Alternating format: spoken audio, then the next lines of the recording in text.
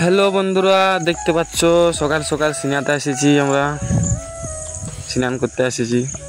তো এটা হচ্ছে শ্বশুর বাড়িতে এসেছি আমি, এখন ঘরেতে নাই। তো এখানে নদী, এইটা আমরা স্নান করতে এসেছি। দেখতে পাচ্ছ কত সুন্দর দেখাচ্ছে নদী, কি সুন্দর আকাশ, কি সুন্দর জল দেখাচ্ছে। দেখো খুব সুন্দর লাগছে দেখতে,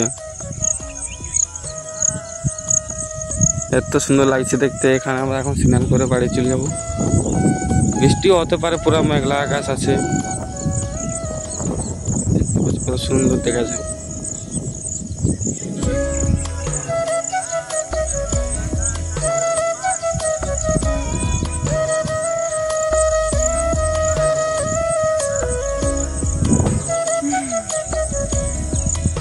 এইটা হচ্ছে আমার শালা, লজ্জা পাচ্ছে, মুখ ঢাকা দিচ্ছি।